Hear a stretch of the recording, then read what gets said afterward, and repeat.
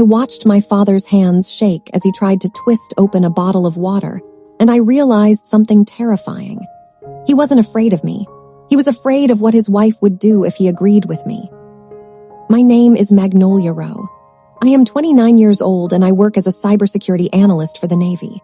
I'm trained to spot patterns, to track tiny anomalies, to notice what doesn't belong. Yet somehow, I missed the most obvious threat in my life. It was sitting at my father's kitchen table, smiling like a saint and calling me sweetheart. The night everything snapped, I came home on leave expecting a quiet dinner.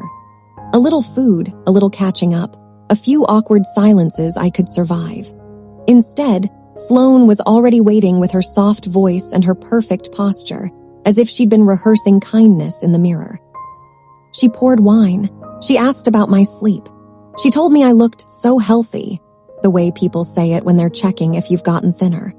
And then, like she always did, she glided toward the thing she really wanted. I read an article, she said, tapping her phone, about service members and financial planning. It said it's best when family handles the big decisions, less stress for you. I kept my face neutral. I'm fine.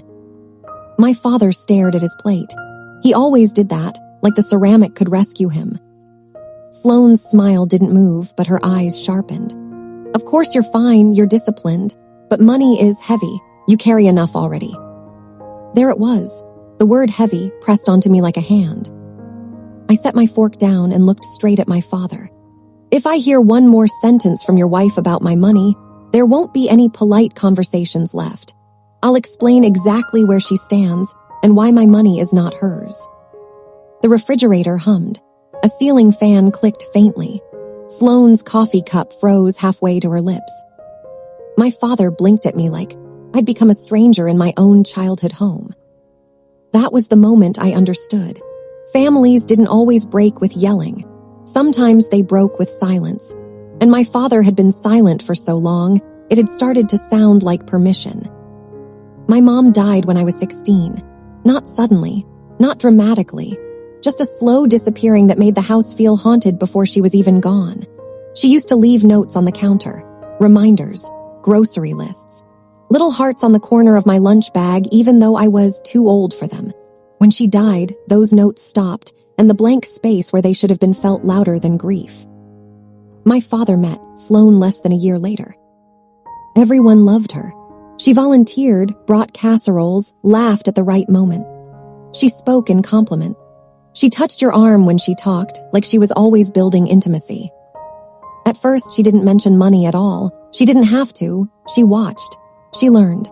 She waited for the first crack. The crack came when I enlisted and my first steady paycheck started landing. She never asked directly. She just framed it like concern. Have you started investing? She asked, sweet as syrup. Your father worries about you. She add, as if my adulthood was a problem they needed to solve. On video calls, she'd sit close enough to my father that her knee touched his. A quiet claim. Then she'd say things like, it's comforting knowing our household has stability. Our household. Like my paycheck was a lamp she'd plugged into the wall. The first time my bank flagged a suspicious login attempt, I told myself it was random. Hackers. Phishing. Bad luck.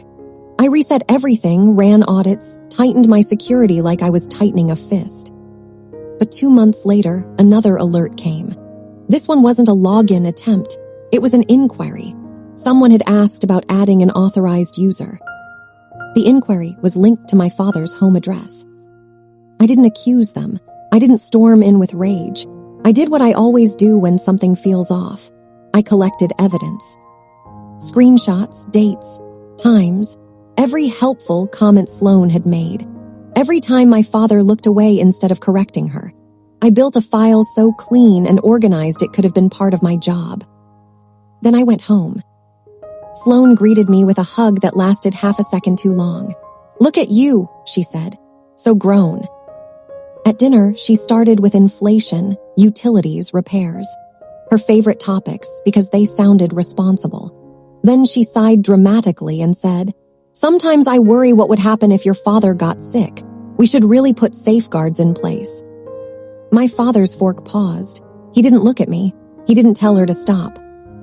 I stared at him until he finally lifted his eyes, and in that instant I saw the truth. He already knew what she was doing.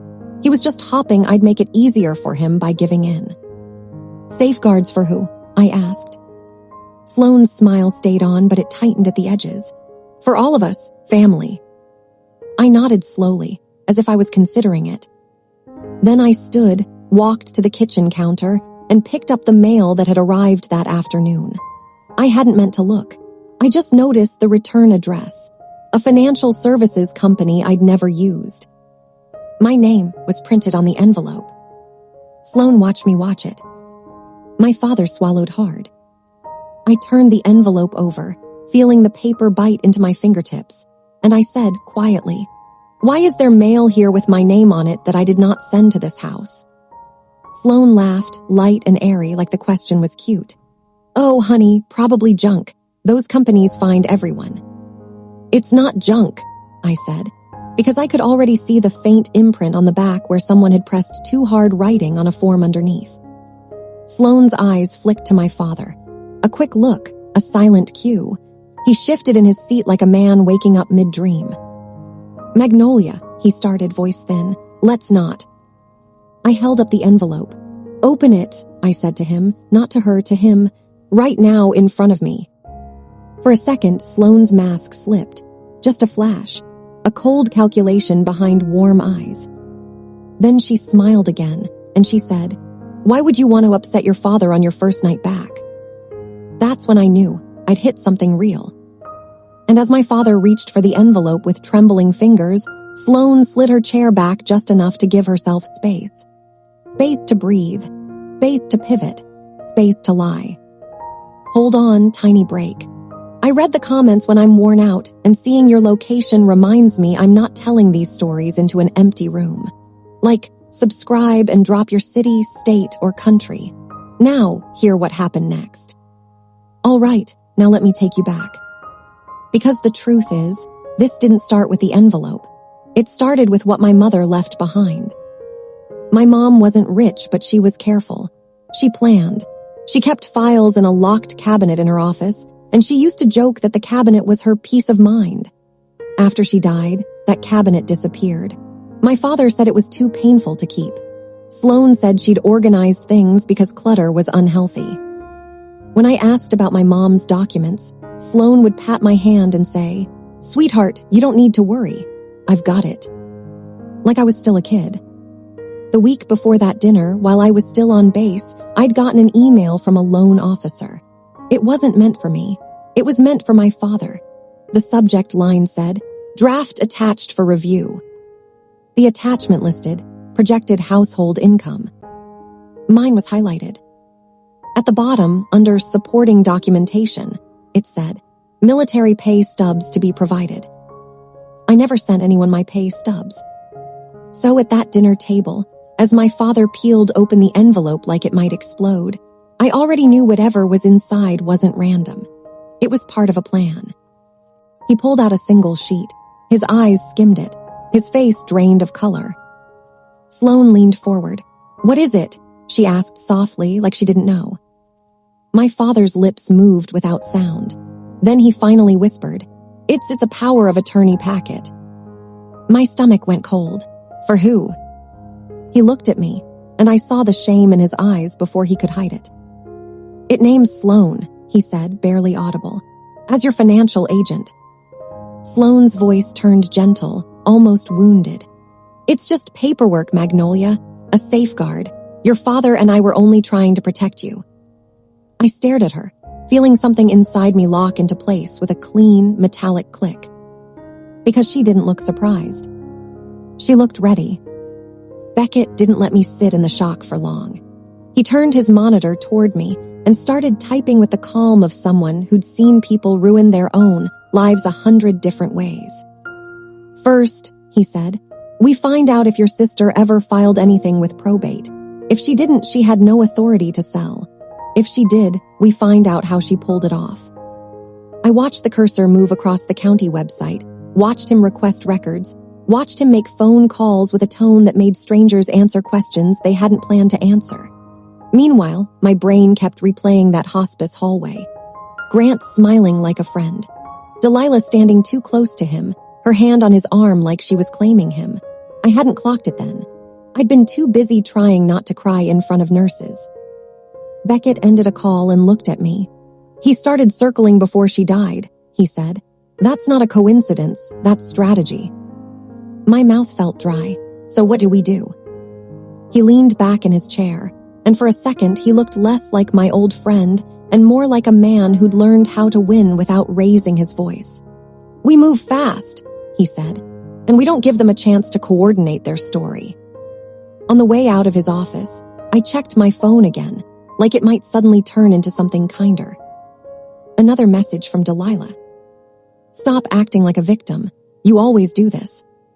I felt my face heat. Not grief, not sadness, pure anger. The kind that makes you see someone's patterns like a diagram. In college, when she forgot my birthday, it was because I made birthdays a big deal. When she borrowed money and didn't pay it back, it was because I was better off than her anyway. When she showed up late to Grandma's funeral, it was because funerals were hard for her. Everything wrong was always someone else's fault. She just made herself the hero in the story after the damage was done. Beckett noticed my expression and held out his hand again. "Let me see." I didn't want to hand over my phone like I was a child, but I did. He read her message, then gave me a look that was almost gentle. "She's trying to pull you into a screaming match," he said. "If you scream, she gets to call you unstable. If you stay quiet, she gets nervous." I exhaled slowly. "Quiet," I repeated. "Fine." He nodded. "Good, tonight we do 2 things. 1, we lock down a timeline. 2, we go see the house." My stomach clenched. "Can we?" "We can stand on the sidewalk and observe," he said. "No trespassing, no drama, just eyes." It was already dark by the time we drove out. The neighborhood looked the same and not the same, like someone had taken a childhood photo and edited out the warmth. The streetlights cast thin orange puddles on the pavement. The front yard looked wounded, dirt piled like torn skin. The porch steps I used to sit on were half covered by tarps, and the big renovation sign out front made my throat tighten with disgust. Modern living, historic charm. Historic charm. Like my grandmother's life was just a marketing phrase. Beckett parked 2 houses down. "Stay in the car," he said, then paused when he saw my face. "Unless you can handle staying calm." "I can handle it," I lied. We got out anyway. The cold slapped my cheeks, and the air smelled like damp soil and fresh-cut wood. For a moment I swore I could hear Grandma's screen door creak, like it used to when she'd lean out and call my name. The house sat there silent, windows dark, except for a single light glowing inside, 2nd floor near the back. That shouldn't have been possible.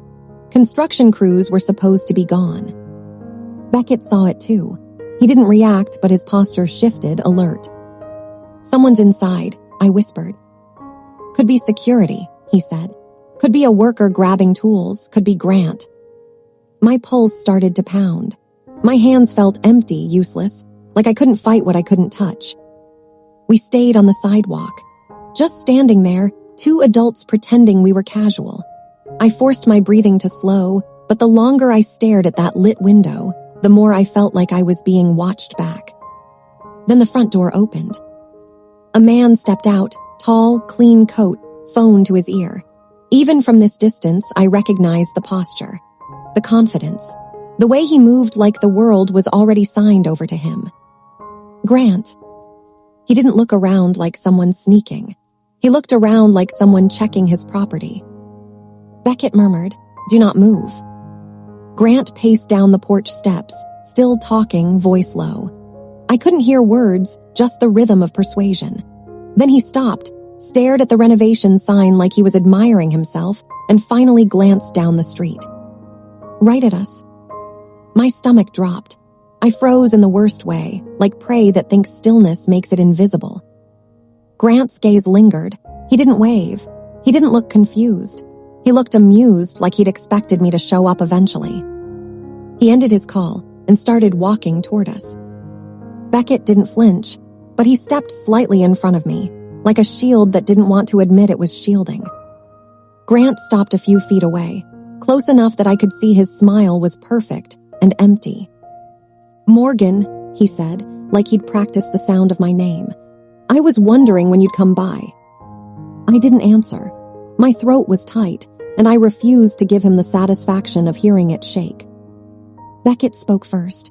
"Grant Rhodes, I'm Beckett Hayes, counsel for Ms. Marlowe." Grant's eyes flicked over Beckett, measuring. "Counsel already," he said lightly. "That's fast." "That's what happens when people wake up and realize they've been robbed," Beckett replied. Grant laughed, soft and controlled. "Robbed is such an emotional word." He turned his attention back to me. "Your sister told me you might be upset," he said. "She said you had a strong attachment." Attachment, like I was a child clinging to a toy. "It's not an attachment," I said, and my voice came out steady, which surprised even me.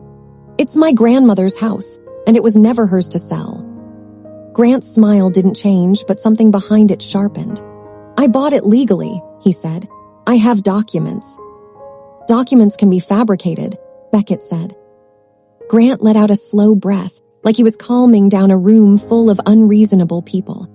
"Listen," he said, lowering his voice. "I don't want conflict. Conflict is expensive for all of us." He took a step closer, just a fraction, invading without touching. "Your sister did the work," he murmured. "She handled the hard parts, the hospice, the bills, the repairs. She deserved closure." My chest tightened. There it was, the angle, the guilt. He didn't know our family, but he knew the oldest trick in the book. Paint the thief as the tired caretaker and the victim as the selfish outsider. I stared at him and pictured my grandmother's hands, spotted with age, folding napkins at the kitchen table. I pictured her looking at me, telling me to argue with paperwork. So I did the one thing Grant wasn't expecting. I smiled back. Not warm, not friendly, just enough to make him pause. "Closure is what happens after the truth," I said, "not before it." Grant's eyes narrowed slightly, then he recovered. "You're smart," he said. "I like smart people. Smart people make deals." Beckett's voice cut through like a blade. "No deals on the sidewalk. Any communication goes through my office." Grant held up one hand, peaceful. "Fine. I'm just saying there's a way to avoid dragging your family through court." I didn't move. I didn't blink. "My family dragged itself," I said. "I'm just catching up." For the first time, Grant's smile faded at the edges. He took a slow step back, and the light in the upstairs window clicked off, like someone inside had been listening and didn't want to be seen anymore. Grant glanced up at the dark window, then back at me. "Be careful," he said quietly. "People get messy when money is involved." Then he turned and walked back toward the house, unhurried, like he had nothing to fear. Beckett waited until the door shut behind him before he spoke again. "That upstairs light," he said. "Someone was with him." I stared at the house, my palms sweating despite the cold. "And he knows my name," I whispered. "He knew I'd come." Beckett's jaw tightened. "Good," he said. "That means he's paying attention, and when predators pay attention, they make mistakes." The email sat on my screen like a quiet threat. Verification request for new authorized user, 10 minutes ago, while Sloane was downstairs laughing into her phone. I didn't go down. I didn't confront her. I didn't even reply to the email yet. I did what I had trained myself to do when something crossed from uncomfortable into dangerous. I slowed down. I locked my bedroom door, sat on the floor with my back against it, and opened my laptop. Full credit reports first, all 3 bureaus. Then I pulled up my banking apps one by one and checked access logs. There it was. Multiple inquiries, not completed, not approved, but attempted. Someone had been busy. My hands were steady. My breathing was steady. The calm scared me more than panic ever could, because this wasn't emotional anymore. It was procedural. I called the fraud department directly, not the general line, the number I'd saved weeks ago after the first alert. "I need to report an active attempt to add an authorized user to my account," I said. "I did not approve it. and I believe it is connected to prior unauthorized inquiries." The agent didn't interrupt. She asked for timestamps, locations, names. I gave them all. When I mentioned the notary imprint and the power of attorney packet, her tone changed. "This qualifies as attempted financial exploitation," she said. "We're opening a formal case." A case, not a concern, not a misunderstanding. I froze my credit completely, placed extended fraud alerts, requested written confirmations. Every click felt like locking another door in a house that had been left open too long. Downstairs, I heard footsteps, then a knock. "Magnolia," Sloane's voice, sweet again. "Everything okay up there?" I stood, opened the door just enough to face her. "I'm fine." Her eyes flicked past me, trying to see what I was hiding. "You disappeared." I needed quiet. She smiled, but it didn't reach her eyes. "We were worried." I held her gaze. "I know." There was a pause, then she leaned in slightly. "Your father told me you're overwhelmed. We can take care of things just temporarily. You don't have to carry everything alone." I could see it clearly now. The script, the positioning, the slow pressure disguised as care. "I've taken care of it," I said. Her smile faltered. "Taken care of what?" "My finances," I replied. "All of them." Something dark flashed across her face, just for a second, then it was gone. "That sounds drastic," she said. "You should have talked to us first." "I didn't need permission," I said calmly. "They're mine." She straightened, arms crossing. "You're being difficult." "No," I said. "I'm being precise."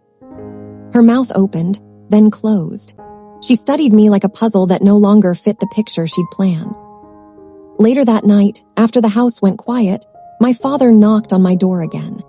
He looked exhausted, like a man who had spent years choosing the path of least resistance and finally reached a cliff.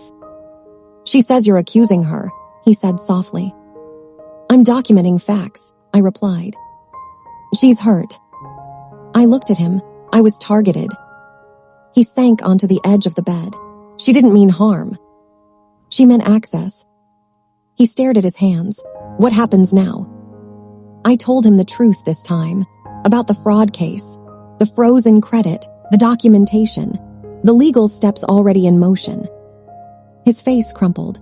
"You'd involve authorities." "I already have," I said gently, because this didn't stop when I asked. Silence filled the room, thick and final. The next morning, I packed my bags before sunrise. Sloane didn't come out to say goodbye. My father stood on the porch, watching me load my car. "I should have protected you," he said. "Yes," I replied, not cruel, just honest. I drove away without looking back. 2 weeks later, the meeting happened.